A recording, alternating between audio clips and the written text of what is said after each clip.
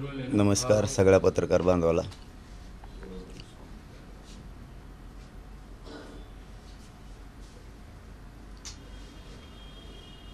समाजाचे जे आपले 3 तारखेचे आंदोलन आहे आणि 1 तारखेचं पण थोडंसं समाजामध्ये गफलत झाली होती की हे आंदोलनं कसे सगळ्यांना माहीत झालं जवळपास आपण स्थगित करून त्याचे रूपांतर साखळीत आणि धरणे आंदोलनात गावागावात केले आणि ज्यांना धरणे आंदोलन आणि साखळी उपोषण शक्य असतील राज्यभर अशाच बांधवांनी करावे. कारण सध्या आपण थोडीशी बघतोय कोण आपल्या समाजाच्या विरोधात काय काय षडयंत्र चाललेत आपण जरा शांत चित्तानं त्यांच्याकडे लक्ष देतोय. परंतु पुन्हा एकदा सांगतो की आपले जे 3 तारखेपर्यंतचे रास्ता रोको म्हणजे जिल्ह्यात एकाच टायमाला एकाच वेळी रास्ता रोको ठरले होते त्या पद्धतीनं आपण ते सगळे राज्यभरातले सध्या स्थगित लग्नामुळं विद्यार्थ्यांच्या परीक्षामुळं आणि खूप मोठे लग्नसुद्धा सगळ्या जाती धर्मांच्या बांधवांचे ते वऱ्हाडसुद्धा सगळं गुंतून पडत इकडंच. म्हणून आपण तो सामाजिक पण काही कार्यक्रम होते बांधवांचे त्यामुळं ते सध्या पुढं स्थगित केलेले आणि त्याचं रूपांतर आपण धरणे आंदोलनात केलेलं आहे. त्यामुळे सगळ्या बांधवांनी त्याकडेही लक्ष ठेवावं आणि पुढचा उद्याच्याला शक्यतो उद्या मी सुट्टी घेतो आहे गावाकडं 2 दिवसासाठी. एक जवळचे काही लग्न आहेत जवळचे म्हणजे माझ्या परिवार किंवा नातलगातल्या नाही समाजाच माझा नातलग आणि परिवार आहे त्यामुळे त्या लग्नालासुद्धा 3 तारखेला जायचं आहे त्यामुळे उद्या मी डिस्चार्ज डॉक्टरांकडून घेतो. काल रात्री आनंदराज आंबेडकर आले होते आपली भेट घेतली दरम्यान त्यांनी देखील असं सांगितले गरीब मराठा समाजाला आता सत्तेत येण्याची गरज आहे आणि ते तुम्ही आणू शकता. त्यांची भावना समाजाच्या प्रती पहिल्यापासून बरोबर आहे आणि आंबेडकर साहेबांनी सुद्धा म्हणजे प्रकाश आंबेडकर साहेबांचे सुद्धा त्यांनी काल तोच विषय केला आहे. परंतु काय असतं की प्रकाश आंबेडकर साहेबांचा शब्द डावलणं थोडं जड जातं म्हणजे एक माणुसकी म्हणून मला. परंतु मी एक आदरपूर्वक त्यांना आदरपूर्वक माझं म्हणणं आहे सध्या तरी आमचा ज्वलंत मराठा आरक्षणाचा मुद्दा आहे त्यामुळं आपला सगळा फोकस गोरगरीब मराठ्यांच्या पोरांना पिढ्यांचं त्यांचं कल्याण होण्यासाठी आरक्षण मिळावं यावरती सगळा फोकस आहे. कारण राजकारण हा त्यांचा आदर ठेवून सांगतो आहे प्रकाश आंबेडकर साहेबांचा की सध्या तरी नाही परंतु आदर ठेवून सांगतो माझा राजकीय मार्ग नाही आहे माझा सामाजिक मार्ग आहे आणि मला समाजासाठी हा लढा मी उभा केलेला आहे आणि या लढ्यातून मला समाजाला 100% पिढ्यांना पार आणि ओबीसीतून सगळ्या सोयऱ्यांची अंमलबजावणी द्यायची त्याशिवाय मी हटत नाही आहे सध्या. पूर्ण भवियातून आग्रह धरला जातोय की जालना मतदारसंघातून आपण निवडणूक लढवावी तर या संदर्भात तुम्ही काय नाही बाबा माझा तो मार्गच नाही.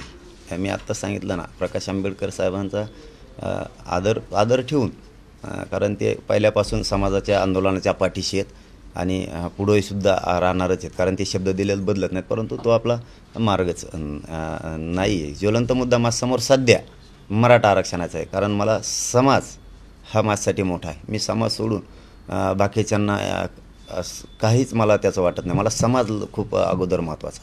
पाटील साहेब तुम्ही नेहमी म्हणता समाज माझा मालक आहे आणि समाजाच्या शब्दाच्या पलीकडे मी नाही.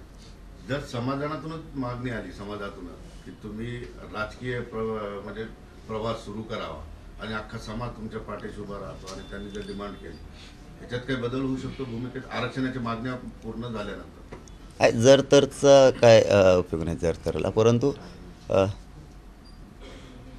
समाज माझा मालक हे सत्य आहे परंतु मार्गच तो नाही आहे माझा. म्हणजे मी काय नाही का ते लय उतावळा नाही आहे की हेच पाहिजे तेच मिळालं पाहिजे त्याच्यासाठी आंदोलन केलं. हे आंदोलन खरं गोरगरीब मराठ्यांचे लेकरं कष्टकऱ्यांचे मराठ्यांचे पोरं मोठे झाले पाहिजेत आणि त्यांच्यासाठी ही जीवघेणी झुंज सुरू आहे आणि हे आयुष्यभर माझ्या जीवात जीव आहे तोपर्यंत राहणार आहे. जोपर्यंत देवेंद्र फडणवीस साहेब गुतत नाहीत मला तोपर्यंत ही झुंज सुरूच राहणार आहे. हो त्यांचा डाव जोवर यशस्वी होत नाही तोवर मी लढणार आहे आणि ते यशस्वी करतील 100% त्यांचा डाव. त्यात ते माहीर आहेत डावं टाकण्यात आणि लोक गुतवण्यात. ते 100% देवेंद्र फडणवीस गुतवतील कारण तशी प्रक्रियासुद्धा सुरू आहे. आमच्या शहागड परिसरातले काही मला फोन आले म्हणजे प्रत्यक्ष येऊन सांगितलं काय नाही की 10-12 जणं परवासुद्धा मुंबईला नेले होते. बहुतेक त्यांचा अहवाल तयार होत आला आहे वाटतं. मला गुतवायचा अहवाल तयार होत आला आहे वाटतं म्हणजे चौकशीच्या आधीच. चालू आहे ठीक आहे बघूयात. येणाऱ्या लोकसभा निवडणुकांमध्ये सगळ्या मतदारसंघात अनेक मराठा बांधव उमेदवारी अर्ज भरतील अशी चर्चा सुरू आहे आणि ही पुढची रणनीती असणार आहे असं म्हटलं जात आहे. काय सांगता? हे समाजाने आता हॅशटॅगच चालवलं आहे. बघूयात काय काय होतं. एक प्रश्न आहे,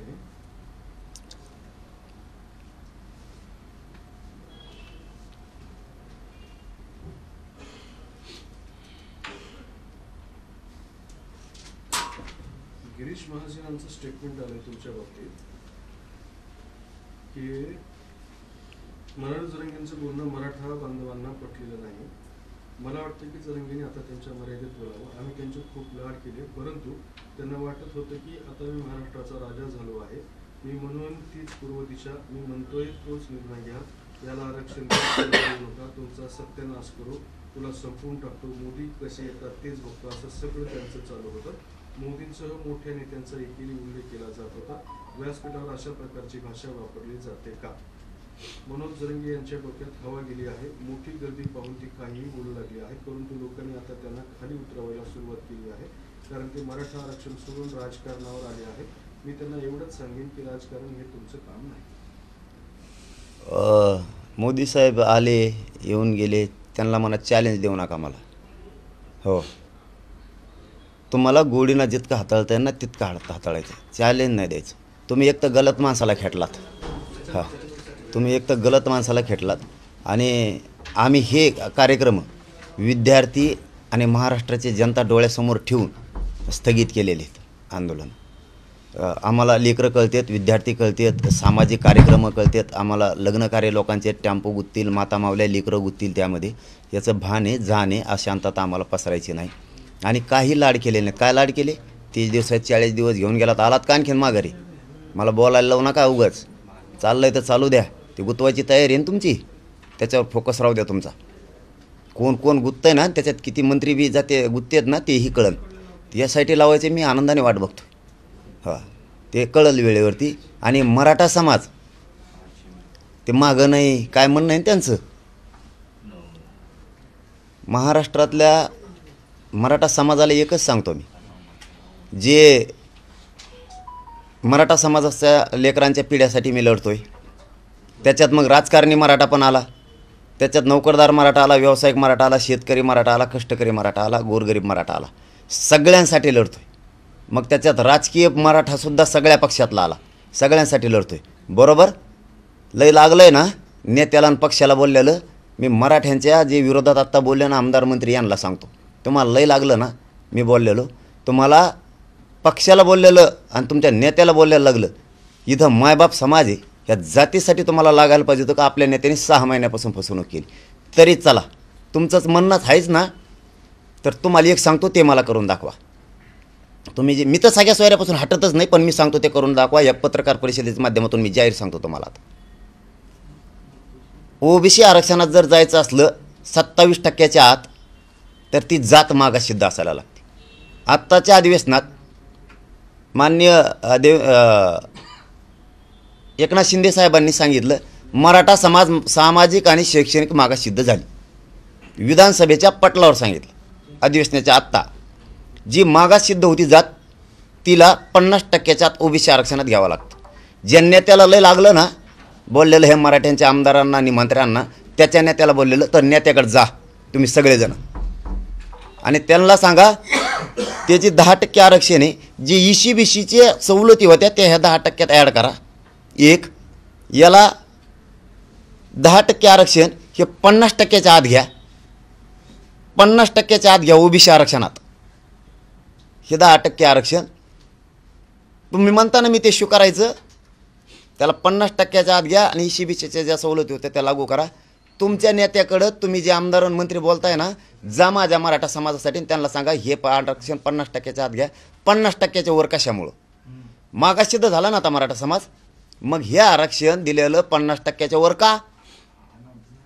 जा तुमच्या नेत्याकडं, तुम्हाला मान्य करायचं ना मला ते 10%. तुम्ही 50% आत म्हणजे ओबीसी आरक्षणात मराठा समाज घ्या, ते 10% आरक्षण मी ते मान्य करतो, पण सगळ्या सोयऱ्यापासून हटत नाही.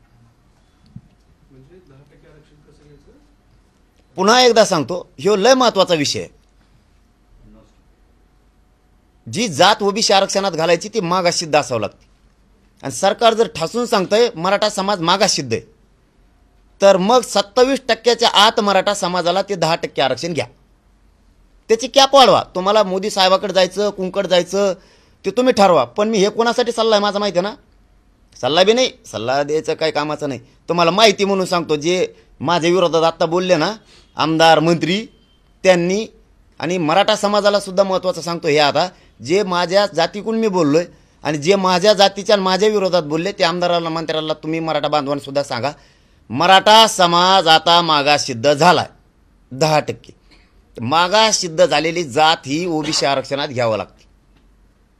तर आता हे माझ्या विरोधात मराठ्यांचे नेते बोलणाऱ्यांनी यांनी देवेंद्र फडणवीसकडे जावं आणि त्यांना सांगावं की बाबा मराठा मागाससिद्ध झाला, हे 10% आरक्षण आता ओबीसी आरक्षणात घे, ओबीसी आरक्षणात घे. आणि ECBCच्या ज्या सगळ्या सवलती होत्या ह्या 10% राहू द्या. आणि EWS सुद्धा रद्द करायचं नाही, म्हणजे केंद्रापर्यंत पोरांना फायदा घेता येईल. तुम्ही म्हणता 10% मान्य कर, मी ते 10% मान्य करतो, पण ओबीसी आरक्षणापासून सगळ्या सोयऱ्यापासून 1 इंच लांब जाऊ शकत नाही. मान्यच करायचं नाही, मी 10% मी करायला तयार आहे, घ्या ते ओबीसी आरक्षणात. मागाससिद्ध झालं म्हणून सांगता 50%च्या वर 10% ठेवता, पागल समजित हवंय. आणि म्हणतात माझे नेते कोण बोललो, काय आमदार आहेत तुम्ही मराठ्यांचे मंत्री आहेत, स्वतःच्या लेकराचं वाटोळं करायला लागला तर मराठ्यांच्या तुम्ही स्वतः होऊन म्हणा की नेत्याला तुमच्या आता का तोंड बंद पडले का तुमचे? मला बोलायला जितके तुम्ही असे मासे पाण्याच्या बाहेर टाकल्यासारखं करत होते, जसं काय तुमच्या जातीवर अन्याय केलाय. अरे जाती कोण बोलतोय मराठ्यांच्या आणि तुम्ही नेते कोण बोलताय? तुमच्या पक्षाला नाव ठेवलं ना, जा तुमच्या पक्षाच्या नेत्याकडे, आता त्याला म्हणा 10% हे ओबीसी आरक्षणात घे ओबीसी आरक्षणात 27%. मागाससिद्ध झाली ना जाता, आता घे म्हणा. कुंकड काय बोलतो नुसता, पक्षाला बोलले माझ्या नेत्याला बोलले. अरे पण तुझ्या लेकरासाठी लढतोय, तुझ्या लेकराचं आयुष्याचं कल्याण होणार आहे आरक्षण मिळाल्यावर. तुझ्या आयुष्याचं कल्याण नाही करणार तो पक्षाचा नेता, तुला लय बोलायला लागलं ना तर ते आयुष्याचं कल्याण नाही करणार. मी माझा जीव जाळतो इथं, जीवपणाला लावला तुझे लेकरं मोठे व्हावेत म्हणून. तुझ्या लेकराला पिढ्याना पारचं आरक्षण मिळणार आहे. चला तुमचं म्हणणंच आहे ना 10% मी स्वीकारायचं, ते ओबीसी आरक्षणात घ्या मागास समाज सिद्ध झालाय तर. आणि त्याला ECBC ज्या 13%च्या सगळ्या सवलती होत्या त्या लागू करा. आणि EWS पण ठेवा. आणि जे पाठीमागे ECBCतून EHBCतून आणि सारथीतून निवड झालेले पोरं ते सगळे घ्या. पण तो ओबीसी 10%, हे 10% कसं काय इकडे घेतील? कारण 50%च्या वर जाईल, 50%च्या वर गेलं तर केंद्राकडे जाईल, केंद्राच्या हातात तो विषय जाईल. राज्याच्या हातात मागास सिद्ध करणे आणि मागास सिद्ध केल्यानुसार 10% आरक्षण दिलं, ते ओबीसी जाऊ शकत नाही. म्हणजे तुमची मागणी ते ऐकणार नाहीत आणि त्यांना ते घेता येणार नाही. का नाही घेता येणार? रूल टेक्निकली अशी अडचण आहे. तुम्ही म्हणताय ओबीसी घ्या, SCBC द्या आणि EWS पण ठेवा आणि परत कुणबीच्या नोंदी सापडल्यात, असं कसं होईल? तुम्हाला सांगतो मी, ते पुढचं बघू. आज स्वीकारायचं ना, मी स्वीकारायचं तुमचं म्हणणं आहे ना, म्हणून एवढा घाट घातलाय ना तुम्ही, चौकाशा जेलला टाकणं. 50%च्या आत घ्यायचं असेल ओबीसी आरक्षणात तर मागास सिद्ध असायला लागतं. पुन्हा त्याच्या विषयावर आलो, झाला सिद्ध. आता तुमचं म्हणणं आहे 50%च्या आत 10% बसत नाही. इकडं बडबड करायला कशी जमते मंत्र्याला आणि आमदाराला? धरणं धारेवर तो आहे ना, त्याला जाण म्हणत दिल्लीला मोदी साहेबाकडे, वाढव ना कॅप, कर ना 102वी 103वी घटना दुरुस्ती. आणि जर केली तर द्या ना अधिकार. राज्य मागासवर्ग आयोग सांगतो, केंद्रीय मागासवर्ग आयोग सांगतो ना की जी मागास सिद्ध जात झाली तिला ओबीसी आरक्षणात घ्यावं लागतं. आमच्याकडे अहवाल तर द्या. हंसराज अहिर साहेब बोलले ना, आमच्याकडे केंद्रानं अहवाल तर द्या, आम्ही वाढवतो कॅप. दिला का सरकारनं? 50%ची कॅप उठवली तर तुम्ही हे 10% आरक्षण स्वीकारायला पण सगळ्या सोयऱ्यापासून लांब जाणार नाही. तुम्हाला स्वीकारायचंच ना 10% ओबीसी आरक्षण घेतल्यावर स्वीकारायला काय हरकत आहे? असं काय म्हणत? जे ओबीसी आरक्षणात 10% येणार आहे ते स्वीकारायला हरकत काय? ते ओबीसीच झाला. ते बघू त्या टायमाला. आम्हाला वाटलं आम्ही शिल्लक राहिलो तर ते सगळ्या जातीसाठी, नुसतं मराठ्यासाठी नाही. ते नाही, त्याच्यापासून नाही हटू शकत मी, त्याच्यापासून मी हटू शकत नाही. ओबीसी आरक्षण आणि सगळ्या सोयऱ्यांच्या मागणीपासून हटू शकत नाही. प्रश्न एवढाच आहे, ते सगळ्यांना घ्यायचं नाही. ते 200-250 जणांसाठी आहे, त्यांच्यासाठी केलं आहे त्यांनी. ते त्यांच्यासाठीच मरमर चालली बी. ते मान्य करा म्हणतात ना, करतो. पण ते 10% ओबीसी आरक्षणात घ्या, तो मराठा घेणार नाही, कारण ती आमची मागणीच नाही. आमची मागणी ओबीसीतून सगळ्या सोयऱ्यांची, त्यामुळे तिच्यापासून आपण हटत नसतो. ते 2-3 लोकांची मागणी आणि 200-250 लोकांना लागतंय फक्त ते. तेवढ्यासाठी. पण त्यांच्याच कल्याणासाठी म्हणतोय, ते उडणारे त्यापेक्षा मागाससिद्ध जात झाली 50%च्या आत घ्या ओबीसी आरक्षणात, त्यांचं कल्याण होईल. मी हटत नसतो, फक्त मला मान्य करायचा विषय आहे त्यांचा, तर मी ते 10% मान्य करतो. पण त्याला ओबीसी आरक्षणात घ्या. पण सगळ्या सोयऱ्यापासून आणि ओबीसी आरक्षणापासून जेललाच नाही, कुठं टाकलं तरी मी हटत नाही म्हणजे नाही. पाटील 10% मध्ये राजकीय आरक्षण नाही हा कळीचा मुद्दा आहे तुमच्यासाठी, असा आरोप होता. काय राजकीय आरक्षणाचा विषय 10% नाही. आम्ही त्याच्यासाठी नाही म्हणत.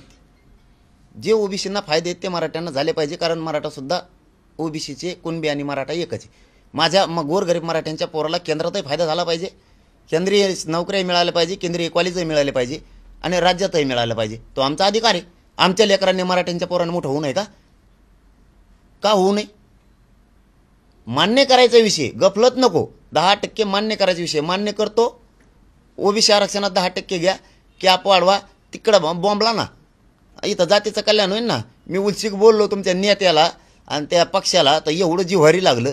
बोला ना जरा कचा मागाससिद्ध झाली मराठ्या जात, घ्या ओबीसी आरक्षणात त्यांना आता वाढवा, कॅप चला मोदी साहेबाकडे सगळे वाढवा ना. त्या 200-250 जणांना होईल ना ती. पण आमच्या मागणीपासून मी नाही हटत. ओबीसी आरक्षणातून सगळे सोयऱ्यांची अंमलबजावणी ठाम आहे, त्याच्यावर मरुस्तर. केंद्र सरकार कॅप वाढायला तयार नाही, कारण फक्त राज्यापुरतं मर्यादित, तो इतर सगळ्या जवळपास 14 राज्यात केंद्र त्याच्यात राईट. मध्ये येतो. मग केंद्र वाढायला तयार नाही, मारता का मराठ्याला? म्हणा फाशीवर देता का? लय नेत्याला बोलायला लागलं, मराठ्यांनी शहाणे व्हा. नेत्याला बोललं म्हणून यायला लागलं तर ओबीसी आरक्षणात घ्यायला लावाल. काय आरडायला अडचण आहे आता या आमदाराला मंत्र्याला? आरड ना तो आहे नेत्याकडे जाऊन, इकडं काय थायट करतो? जाय ना तिकडं आता, होऊ द्या ना केंद्रातल्या सगळ्या राज्यातल्या लोकांचं चांगलं होऊ द्या. वाढवा कॅप. इथले 200-250 घेतील महाराष्ट्रातली, बाकीच्या राज्यातले सगळे लोक घेतील. होऊ द्या ना 15-16 राज्याचं कल्याण. तिथं कसं दुखतं? आणि आमच्या नेत्याला बोलल्या, तो नेत्याला बोलतो तो जाती चांगलं व्हायला लागलं पोराचं पिढ्यानं फारचं. ते बघ ना आधी. मी काय जाणून बुजून बोलत नाही. 6 महिने झालं मला येड्यात काढायला लागले, तर माझ्या जातीला येड्यात काढायला लागलेत. तुला मंत्री करते नाही, खांबरात पद देते, तुला आमदार करते, तो होशीन एका दिवसात मोठा. मग जात लागली ना, वय वाट लागली, त्यांची इकडे घालून वाटलं पुरं काढी लागली त्या पोरांची. त्यांचं जीवन कसं जगत येते माहिती आहे का तुम्हाला? उलसिक नेत्याला बोललं तर काय बोलायला लागला, फडा बोल ना आता तिकडं. मागाससिद्ध जात झाली, ओबीसी आरक्षणात 10% घ्या. बघ मराठी बी तो ऐकतेत का नाहीत? माझे साहेब मराठीत लांब जात नसतेत. मराठ्यासाठी लढतोय. तुम्ही मराठ्यांना बरबाद करून टाकले, लक्षात असू द्या. हो, ओबीसी आरक्षणापासून हटतच नाही. पाटील 2 दिवसापासून तुम्ही सरकारपेक्षा जास्त मराठा आमदारांवर जास्त राग तुमचा संताप व्यक्त. हां, कारण बी तसंच. मी काय वाईट केलं? गोरगरीब मराठ्यांचे पोरं मोठे होतील, त्याचं राजकारणाचे होणार नाहीत का? हां, सगळ्यात आधी फायदा हे उचलते साहेब. हे जरी आज फडफड करीत असले ना, सगळ्यात आधी हे ओबीसी आरक्षणाचा फायदा उचलते. सगळ्यात आधी आम्हाला माहीत बी नाही व्हायचं, कारण सगळ्या योजनेची यादी यांजवळ इतकी लांब, घरातच चिटकिलेली. हां, सगळ्या योजना मराठ्याच्या आधी हे खातेत. ही खोटं बोलत नाही आहे. सगळ्यात आधी लाभ हे उचलते. सगळा म्हणतो तुम्हाला, सामाजिक कोणचा असेल तो, राजकीय आमका तामका, सगळ्यात आधी उचलते. अरे थोडी तर भान ठेवा, जातीचं कल्याण होईल. बोललो तुमच्या पक्षाला, बोललो तुमच्या नेत्याला, बोललो तुमचे जात तो मला मोठं करतील, पण इकडं मतदान देऊन तिच्याकडून बी बोला ना. करा ना मला सगळ्या सोयरीची अंमलबजावणी. एवढं लागलं, आयुष्याचं पिढ्याचं कल्याण होणार आहे मराठ्यांच्या पोराचं. हेच मराठी बघतेत. महाजन साहेब मराठी शांत नाही झाले. बघायचेत का तुम्हाला शांत झालेत का नाही झालेत? मराठी ऐकतेत. तुम्ही काय करायला लागलात? यासाठी इकडं आणली मी शेतकऱ्याचं पोरगण माझ्याकडं. काय आहे माझ्याजवळ? आणि कोणाचा पाठिंबा आहे तुम्हाला चौकशी झाल्यावर कळन. कोणाचा पाठिंबा आहे, कोण जातात मग मध्ये माझ्या संगच. मग आता अहवाल बी तयार झाला जणू. तुमच्यावरती आरोप जो होतोय ना, तो महत्वाचा आरोप असा आहे की तुम्ही वाशीला गेलात, गुलाल उधळलात, आरक्षण मिळाल्याशिवाय घराचा उंबरा चढणार नाही असं म्हटलं. तुम्ही घराचा उंबराही चढला. मग आरक्षण भेटलं का नाही भेटलं, तुम्ही गुलाल उधळला तर मग आता उपोषण वगैरे ही जी टीका होते, त्याच्यावर तुमचं काय उत्तर आहे? टीका गायचे ते फेक अकाउंट लिहितं, यांकडे काम नाही काही. लोक जे बोलतात राजकीय नेते, हा ना, त्यांनीच केलं ना. मग त्यावेळेस म्हणले विधानसभा नाही. आणि खरं आहे, एखाद्या कायद्यात बदल करायचा असला तर दादा आधी सूचना लागते अगोदर. त्याच्याशिवाय हरकती मागितल्याशिवाय ती कायद्यात रूपांतर नाही करता येत. आधी सूचना काढली मराठ्यांनी, आणि पण तिथंच सांगितलं होतं ठासून मराठ्यांसमोर, गुलालाचा अपमान करू नका शिंदे साहेब. माझ्या समाजाकडूनच होतो मी, आजही उद्या राहणार. अधिसूचना निघाली, अंमलबजावणी राहिली, 10 मिनिटाचं काम आहे. अधिवेशनातसुद्धा गरज नाही. कॅबिनेटने जरी मंजुरी दिली तरी उद्या सकाळी कायदा लागू होतो. कारण कायद्यात तर दुरुस्ती करायची. 2001 आणि 2001च्या ओबीसीच्या कायद्यानुसार 2012च्या कायद्यात दुरुस्ती करायची. गेला मराठा समाजात. पण पाटील, सरकार सतत सांगतंय 6 लाख ज्या सगळ्या हरकती वगैरे आल्या त्याचं सॉर्टिंग करायला बराच वेळ जाणार आहे आणि तुम्ही लगेच रात्रीतून लावा म्हणतात. सरकार कसं लावू शकतं हे सर्वसामान्यांना कळतं. तुम्ही सरकारला वेळ का देत नाही किंवा सरकार तुम्हाला वेळ का सांगत? 16 ते 29 15 दिवस झाले. किती दिवस लागत असते त्याला अशी हरकतीला? 15 दिवसापेक्षा किती पाहिजे वेळ तुम्हाला?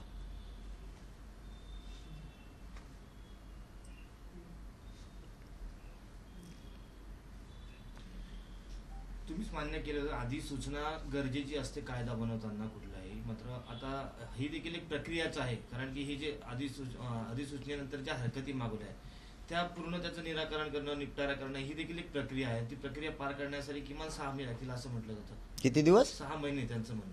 ते 1.5 वर्ष सांगायला पाहिजे होती. 6 महिने 1.5 वर्ष सांगायला पाहिजे होतं.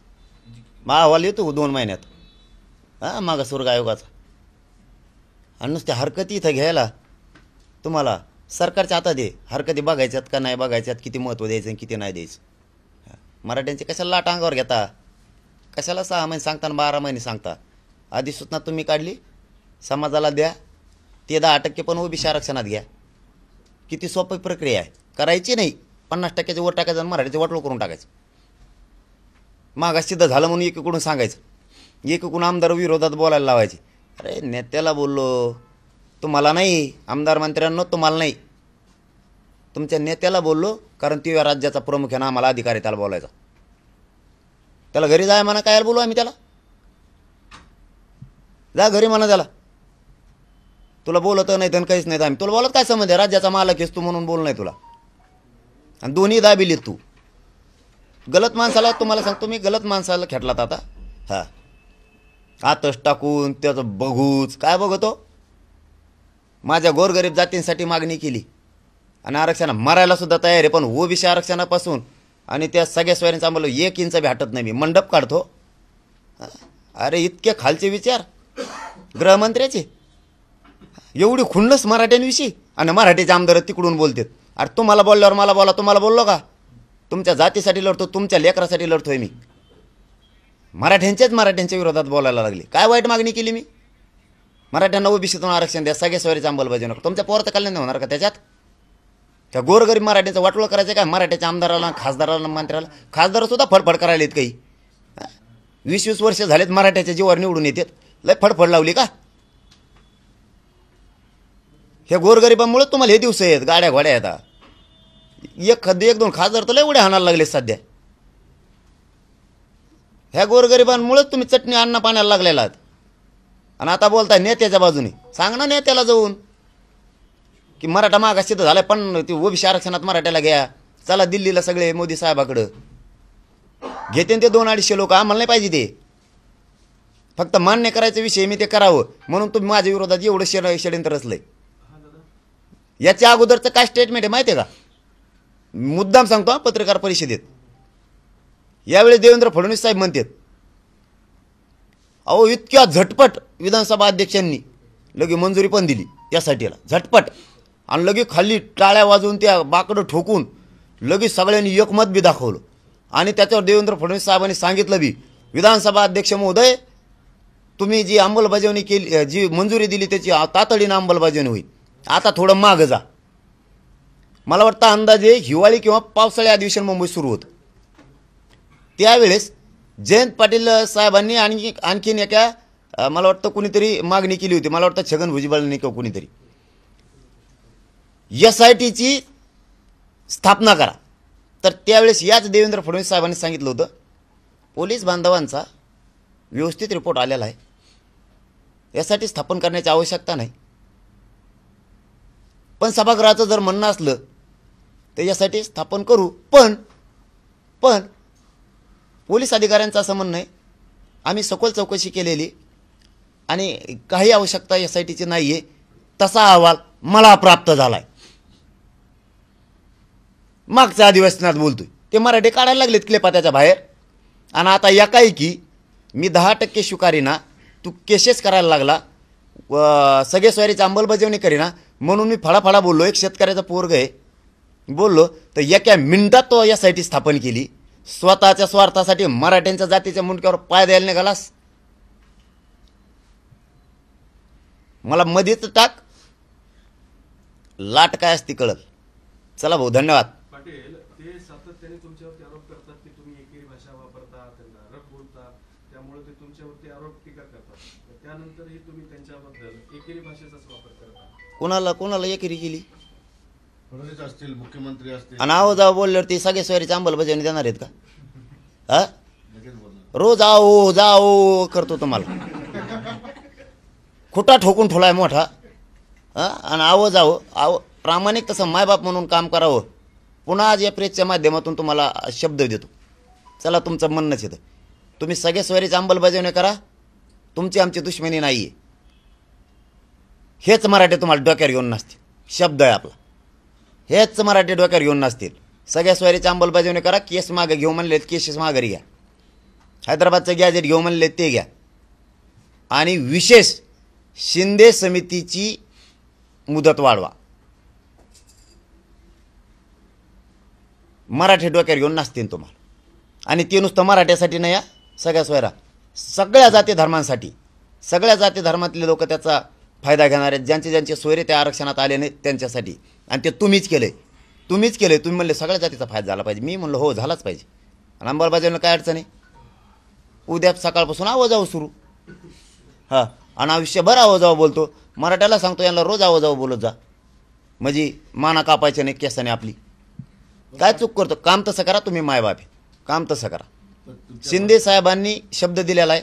शिंदे साहेबाला आमची विनंती, तुम्ही स्वतः अंमलबजावण्याचा शब्द दिलेला आहे.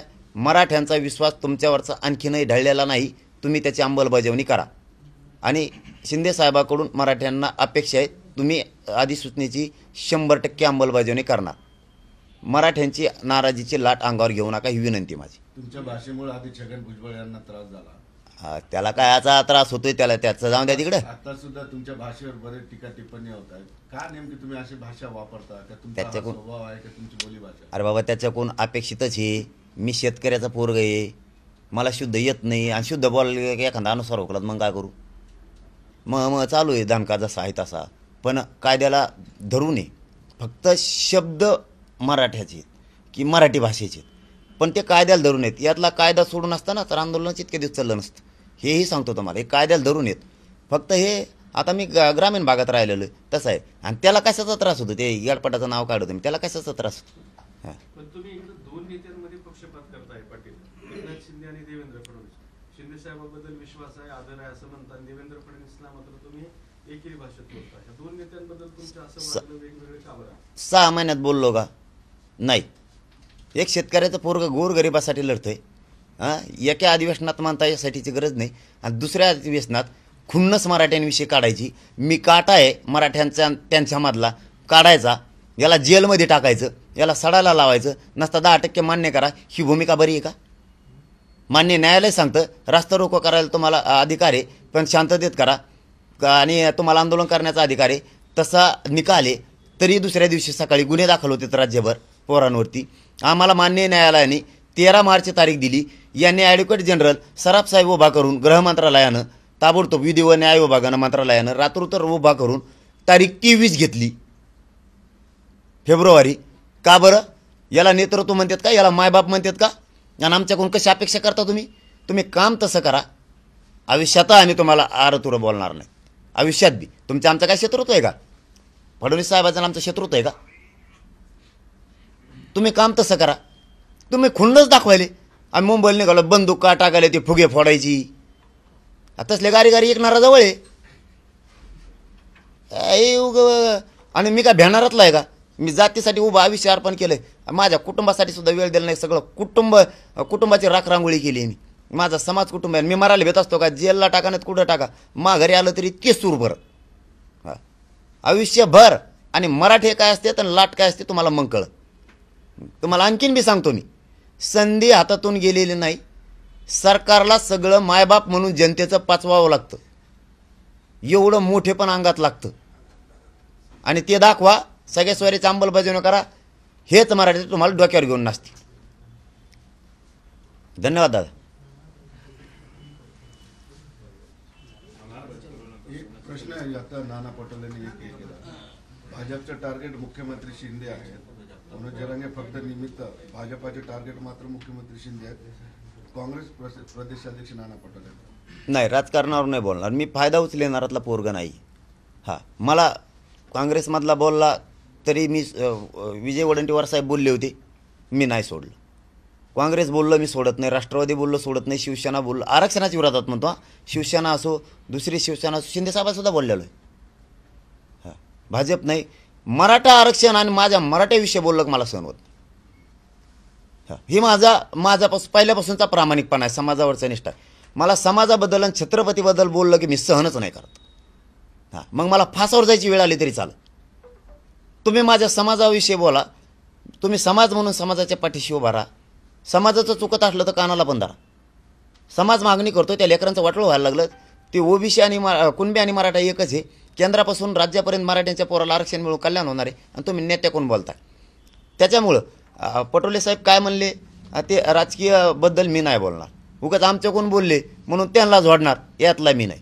किंवा भाजपचा तिकडून बोलला नाना पटोले साहेब असं म्हणत होते म्हणून भाजपचा म्हणला म्हणून मी यांना जोडणार यात मी मोडत नाही. मी सगळ्या पक्षातल्या नेत्यांचा सुद्धा आदर करतो, पण मराठा आरक्षणाच्या विरोधात गेला की सोडत नाही आणि सोडणार बी नाही. तुला काय करायचं तर कर, सोडणार बी नाही. फक्त आणखीन एकदा चान्स आहे, मराठ्यांच्या लाटा अंगावर घेऊ नका नाराजीची. सगळ्या सोयरीची अंमलबजावणी करा. तुमचं आमचं शत्रुत्व नाही. हीच मराठी तुम्हाला डोक्यावर घेऊन नसतील. आम्हाला आरक्षणापेक्षा काही नको. तुम्ही तुमचं पडा निवडून या, वर धुऱ्या करा, आम्हाला काय देणं घेणं नाही. पण आरक्षण पाहिजे, नाही तर हॅशटॅग सुरू झाला. धन्यवाद. हॅशटॅग सुरू झाला, आता पुन्हा पत्रकार परिषद वाढेल. हॅशटॅग काय सुरू झालं नेमकं कसं? लोक समाज आहे भाऊ. समाज मालक आहे या महाराष्ट्राचा. हां, त्यांना बसविलंय म्हणून ते मालक नाहीत. दोन गोष्टी पाटील, तुम्ही म्हणताय समाजाची नाराजीची लाट अंगावर घेऊ नका. आता हॅशटॅग म्हणजे अनेक लोकांना याचे अर्थ कळायला लागतात. मराठा समाज करणार नाही हे सगळ्याला माहिती. ते काय एका पक्षाच्या विरोधात आहे का? मग म्हणता येते स्वतःच्या न्यायासाठी समाज करायला लागला, पण समाज करणार नाही. मी सांगतो तुम्हाला आणखीन बी संधी. तुम्ही सगळ्या सोयऱ्यांची अंमलबजावणी करा. हा समाज तुम्हाला डोक्यावर घेऊन नाचल. 100% शब्द आहे आपला. हा समाज तुम्हाला डोक्यावर घेऊन नाचल. पण मराठे मात्र सगळ्या सोयऱ्यापासून ओबीसी आरक्षणापासून हटत नाही. आणि मी जीवात जीव येतोवर मराठ्यांशी गद्दारी करू शकत नाही. तुम्ही मला जेलला टाका, तुमचा अहवाल तर तयार बी होता आला म्हणतेच, म्हणजे चौकशीच्या आधीच कुठंही टाका. हा मनोज जरांगे कुठं बसायला तयार आहे, कुठं पण आणि कोणत्याला सामोरं जायला तयार आहे. कारण कुठंच 1 रुपयाचा सुद्धा लालची नाही आहे कुणाचाच. या आपण रिंगणात यायला तयार आहेत. धन्यवाद. दादा, पण सुरुवातीच्या काळात जे विरोधी पक्ष ठामपणे तुमच्या बाजूने उभे होते, तुमच्याबद्दल भूमिका मांडत होते, ते मात्र आता कुठेच ठामपणे सोबत उभं दिसताना बघत नाही. आता ते असतील नसतील त्यापेक्षा मी काय बघितलं नाही, पण माझा समाज ठाम आहे. आजही मला सिद्ध झालेलं आहे, उद्याही होणार आहे. यांना नुसतं मला अटक करू द्या. ज्या जेलमध्ये असेल किंवा ज्या रस्त्यानं जाणारे त्या रस्त्यावरती करोडो लोक तुम्हाला दिसणारे भूक हडताळ केले. यांना त्यावेळेस यांच्या पायाखालची जमीन सरकणारे. आता मात्र भयानक झालं, कारण मी दोषी नाही आहे. मी गोरगरीब मराठ्यांसाठी लढतोय. उभा आयुष्य मी पणाला लावलं आहे माझं, आणि माझ्या जातीला मिळालं आहे सुद्धा. खूप पोरांचं कल्याण झालं आहे. गावाचे गावं आरक्षणातले निघलेत, त्यामुळं गावात लोकांचं कल्याण झालं आहे. त्यामुळे ते गावं तो 1.5 करोड लोकांना आत्तापर्यंत जवळपास आरक्षण मिळालं असेल. त्या माध्यमातून 57 लाख नोंदीच्या माध्यमातून ते लोकांच्या लेकरांचं आयुष्याचं कल्याण झालं आहे. राहिलेल्या मराठ्यांना आरक्षण मागतोय. मी हटत नाही. एक जीव गेला तरी चालेल, या समाजासाठी माझा जीव अर्पण करायला तयार आहे. मी मरायसुद्धा तयार आहे. पण समाजाच्या पदरात आणि लेकरा डोक्यावर मराठ्यांच्या गुलाल टाकल्याशिवाय मी हटतच नाही. हा सत्ता तो हातात आहे ना, बनव. तुला जसले अहवाल बनवायचे तसले बनव. तुला जशी यंत्रणा वापरायची तशी वापर. मी हटतच नाही. तर काही झालं तर नाही हटत. पण हे फिक्स झालंय का तुम्हाला अटक करायचं? करू शकते, सत्ता आहे भाऊ. ते एका रात्रीत कुणाला कोणकडे उचलून नेतात. उदाहरण दिलं उद्योग लगेच मी भांबेरीत मग हे लोक पाठकं उचलून नेले. काय कारण न्यायचं? परत म्हणतात आवाज आवा बोला. त्याला काय बोला तुला आवाज आवा? काय केलं तर त्या लोकांनी? त्यांचा काय गुन्हा आहे? खून केला, जाळपोळ झाली, तिथं कापाकाप्या झाल्यात, संचारबंदी लावली. आज 4था दिवस आहे. इतक्या दिवस संचारबंदी लावता येते का? आम्हाला कायदे कळत नाहीत का? घ्यायचे का अधिकारी ते रिंगणात आम्ही मग मान्य न्यायालयाच्या माध्यमातून? पण आम्हाला वाटलं नाही करायचं. एक तर नोकऱ्या भेटत नाहीत इथं. इतकी अक्कल आम्हाला आहे. कायदे आम्हाला बी कळतात ना, संचारबंदी का लावावं लागते. तर याचा अर्थ तुम्हाला अटक करतीलच असा कुठे होतो पाटील? मग त्या पोरांचा काहीच अर्थ नव्हतं. घरी झोपले होते. त्यांनी काय केलं? त्यांचा वेगळा मुद्दा आहे, तुमचा वेगळा मुद्दा नाही, अजिबात नाही. शिवून ते एकच आहे. असंच करू शकतो ते. रातचीच उचलून नेईन. बरं नेऊन शिल्लोडला काय केलं? रातची उचललं, जालन्याला नेलं, जालन्याहून पैठणला आणलं. बघा आता हे आणणं, जालन्याहून पैठणला नेलं, पैठणहून बिडकीला आणलं, बिडकीहून संभाजीनगरला, संभाजीनगरहून कन्नडला, कन्नडहून भोकरदनला, भोकरदनहून पुन्हा संभाजीनगर, पुन्हा संभाजीनगरहून शिल्लोड. ही काय पद्धती? ही कोणचे आरोपी पळी नाही? आरोपी आहेत का ते? बरं आहेत तर हे कोणचं नाही? तिथं पोलीस स्टेशन नाहीत का जालन्याला? आणि हे आदली ओलांडल्या कसं काय तुम्ही? कोणाचीच ऑर्डर नसताना? मान्य न्यायालयाची ऑर्डर होती का त्यांच्याबद्दल की यांना ह्या पोलीस स्टेशनला चौकशाला न्या? इतक्या पोलीस हद्दीत यांची गुन्हेगारी वृत्ती आहे. तपासण्या करायला नेलते का तिकडं देवेंद्र फडणवीसनी? काय अधिकारात नेले? जिल्हा बदलून, आमच्या पोलीस स्टेशनच्या हद्दी बदलून का नेले? ही कोणची पावर आहे? ही कोणची पावर आहे? मराठी येडे नाहीत आता. मराठी पुरे शिकलेत. ही कोणची पावर आहे? अचानक वापरता येते. ही कोणची पावर आहे? तुमच्या हद्दीपुरतं ठीक आहे, तुमच्या जिल्ह्यापुरतं ठीक आहे. तुम्ही 3 जिल्हे बदलून नेत आहे. ते माणसं आरोपी बी नाही आहेत. न्यायालयाने चौकशीचे त्यांना ऑर्डर बी केलेले नाहीत. त्यांच्याकडून काही जप्तीचे आदेश आहेत का? त्यांच्याकडून काही रिकव्हर करायचं आहे का तुम्हाला? त्यांच्यावर 120 ब लागू केला आहे का? कोणत्या कटात घसले? कशात घडलेत ते? आम्हाला अकले नाहीत का? आम्हाला कळत नाही का? पण आम्हाला नाही जायचं तरी पण तुमच्या खिलाफ. नोकरीचा प्रश्न असतो, नोकऱ्या मिळत नाहीत आजकाल. कुठं नेऊन बसला? तसं मला टाकणार. झाली चौकशी, गाठला याच्यात, दिला टाकून. तुला कळन थांब. तुम्ही दवाखान्यात 5 ते 7 वेळेस आहे. एवढा पोलीस बंदोबस्त नव्हता. यावेळेस तुम्हाला एवढा बंदोबस्त लावण्यात आलेला. त्याचे काही वेगळे कारण असतील. त्यात ज्यात माहीत नाही त्यात मी बोलत नाही. ज्यात मला माहीतच नाही ते का लावलेत. ते संरक्षणाच्या दृष्टिकोनातून लावले असतील किंवा त्यांना काही माहिती आली असेल पोलीस बांधवांना की देवेंद्र फडणवीस कोण तिकडं लोक पाठवून गोळ्या घालीन म्हणून राहिले असतील संरक्षणाला. त्याचे अनेक अर्थ असू शकतात. कारण पोलीस बांधवांची जबाबदारी आहे जनतेचं रक्षण करणे. ते करत असतील. तुम्ही अचानक सागर जवळ येऊन असेल नाही, अचानक जात नाही मी. गद्दार नाही आहे. पाटीत खंजीर खुपसून समोरच्याला फसवत नाही. माझं कोणचंही काम तुम्ही 6 महिन्यात पत्रकार बंधूंनी बघितलंय, जाहीर आहे. आणि पुन्हा मी तेच सांगतो, देवेंद्र फडणवीस माझे शत्रू नाही आहे. अजिबात नाही, अजिबात नाही. फक्त त्यांनी सगळ्या सोयरीची अंमलबजावणी द्यावी. आणि ते सरकार आहे. सरकारला भांडल्याशिवाय आम्हाला मिळेल कसं? ते त्या पदावर नसतं आम्ही कशाला बोलू त्यांना? भाजपतर्फे पोलीस आयुक्तांना निवेदन देण्यात येणार आहे आणि त्याच्यामध्ये जरांगे पाटलांवर कायदेशीर कारवाई करून त्यांना अटक करावी अशी मागणी करण्यात येणार आहे. थांब. पाटील त्या दिवशी अचानकच निघालेले होते ना तुम्ही? तुम्ही सांगितलं होतं अचानक कुठले तुम्ही निघाले कुठं? अंतर्वाली. मुंबईला सागर मग मी एकटाच चाललो होतो ना. मला एकट्याला अधिकार आहे ना. पण अचानक निघाले. अरे अचानक निघालो, पण मी एकटाच निघालो ना. आता म्हणले तुम्ही अचानक निघत नाही. अरे बाबा अचानक, अरे आता निघत नाही पण सांगून निघलो ना तिथं मग मीडियासमोर. तुमचे प्रश्न जरा 2-3 दिवस वेगळेच यायला लागलेत. म्हणजे मी भूतकाळात पडायला लागलो तो. उत्तर देताना भूतकाळातच पडतो मी. कसं का असं कसं काय? मग चांगले ते चांगले वाटतात. हाव ना. अरे आड होणं विचारिता ते प्रश्न मला लगेच विचार करायला लावतात. मी आता अचानक नाही जाणार म्हणजे तिथं सांगून गेलो ना, पण अचानक निघालो तरी तुमच्या समोर हे सांगायचं आहे मला. तो पर्याय आणखी खुला आहे का? कोणचा? नाही जाहीरच सांगतो ना, पण फसवीत नाही ना. मग तिथं पोलीस बांधव होते, मीडिया बांधव होता, सगळे होते ना. आणि जाहीर समाजाची बैठक होती. असं नाही ना जाणार. चलो धन्यवाद. भाजप पोलीस आयुक्तांना निवेदन देणार आहे तुमची कायदेशीर कारवाई करून तुमच्यावर अटक करण्यात यावी अशी मागणी करतात. आता तुमचा बॉस करायला ना मला बंधू तुम्ही कशाला लोड घेता मला भावा ते मालक करायला ना मराठी बी करणार आहेत त्यांच्यावर. पण आम्ही बघतोय काय काय करते ते अख्ख्या राज्यातून त्यांनी 6 महिने फसवणूक कशी कशी केली आणि कोणत्या कोणत्या मंत्र्यांनी केली, कोणते सचिव आले होते, कोणते अधिकारी आले होते, सगळ्यावर गुन्हे दाखल होणार आहे. आणि अख्ख्या राज्यातून फक्त कुणीच आणखीन कागद मराठ्यांनी बाहेर काढलेलं नाही.